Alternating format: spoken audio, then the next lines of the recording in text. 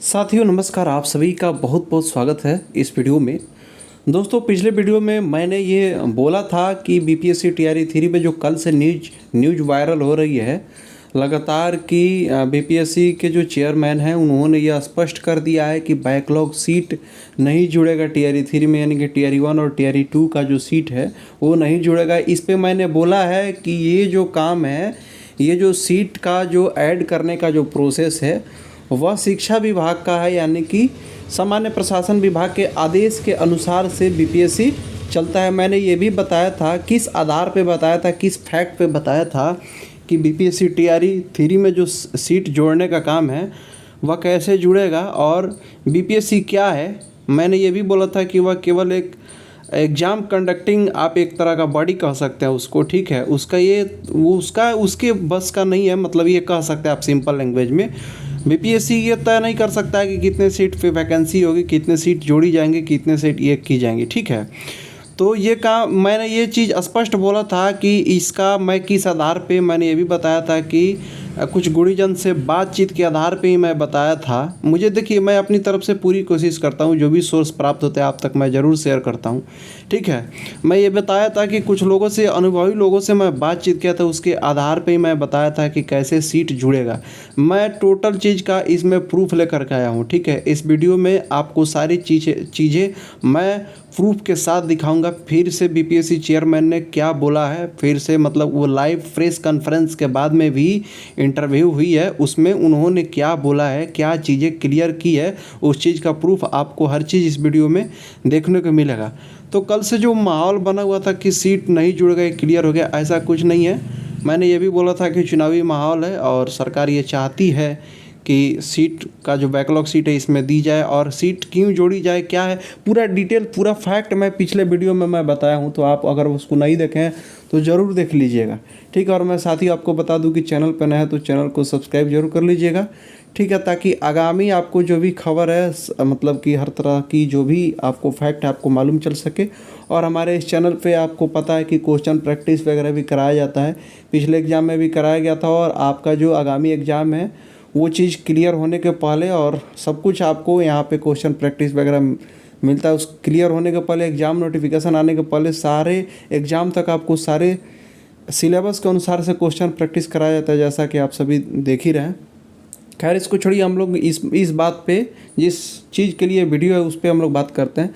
अच्छा, एक चीज़ मैं आपको और जानकारी दे दूं कि एग्रीकल्चर एग्ज़ाम जो हुआ है बीपीएससी के माध्यम से, उसके रिजल्ट में देरी क्यों है, कब तक आएगा, उसको लेकर के भी इस वीडियो में आपको जानकारी मिल जाएगा। बने रहिएगा, पूरा वीडियो देखिएगा, ठीक है। बीपीएससी टीआरई 3 का डॉक्यूमेंट वेरिफिकेशन के लिए क्या समस्या है, क्या है, कैसे है, पूरा चीज़ इस वीडियो में आपको देखने को मिलेगा, ठीक है।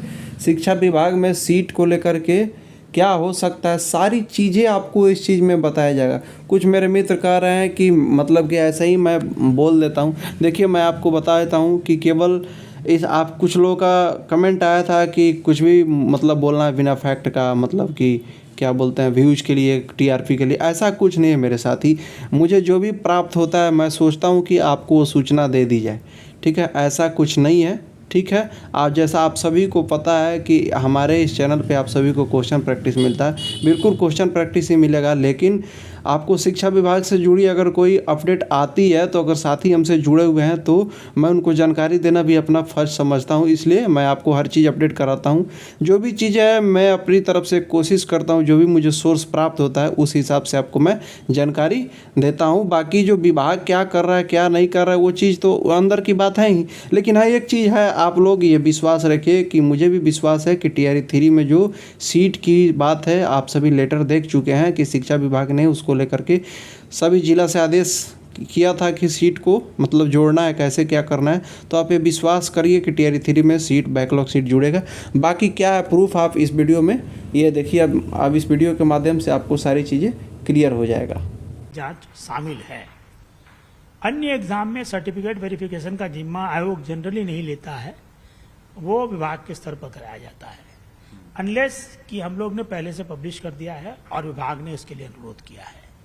अगर पुरानी एग्जाम जिसमें एडवर्टाइजमेंट में लिखा हुआ है कि आयोग उसकी सर्टिफिकेट की जांच करेगा, उसके सर्टिफिकेट की आयोग जांच करेगा, लेकिन सर्टिफिकेट के जांच का काम एक बहुत बृहद काम है। उसमें बहुत बड़ी संख्या में मैन पावर की जरूरत पड़ती है, खास तौर से शिक्षा विभाग जैसे विभाग में जहाँ पर नंबर ऑफ वैकेंसीज दसियों हजार में है, तो उसके सर्टिफिकेट वेरिफिकेशन का काम संबंधित विभाग करे, वही करेगा, आप कह रहे हैं। नहीं, देखिए, जो डॉक्यूमेंट वेरिफिकेशन की बात आती है तो वो तभी आती है जब कंप्लेन प्राप्त होती है। उसकी एक प्रक्रिया निर्धारित है।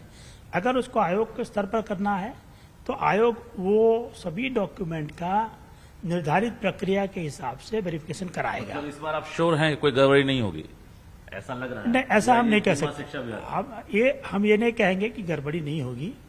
आयोग पूरी तरह से उसकी जांच करेगा।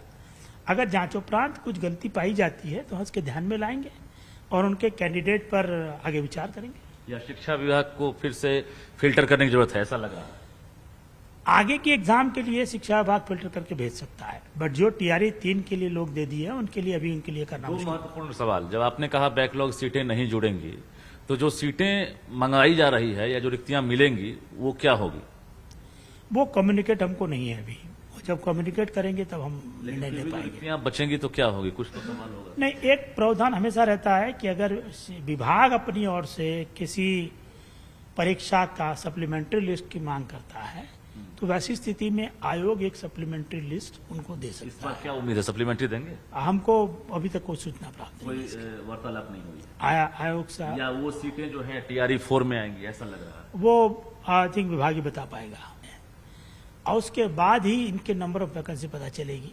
वो कम्युनिकेट होगी तो टीआरई एक 4 आखिरी सवाल, जो एग्रीकल्चर के द्वारा एग्जाम लिया गया था, एग्रीकल्चर डिपार्टमेंट का एग्जाम था, बीएओ का या बाकी जो पद हैं, उसका रिजल्ट कब आ रहा? उसके रिजल्ट में अगेन रिजर्वेशन पॉलिसी में जो चेंजेस आए हैं उसके कारण थोड़ा विलंब हो रहा है। उसमें रिजर्वेशन पॉलिसी में चेंजेस होने के कारण नंबर ऑफ कैंडिडेट का हमको एडिशनल इंटरव्यू लेना पड़ रहा है।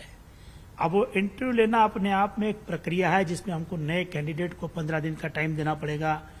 इंटरव्यू बोर्ड गठित करके उसके इंटरव्यू लेने में भी करीब हफ्ता 10 दिन 15 दिन का टाइम लगेगा। फिर उनके मार्क्स के साथ पुराने मार्क्स को मिलान करने के बाद ही अंतिम वरीयता सूची, अंतिम परीक्षाफल प्रकाशित किया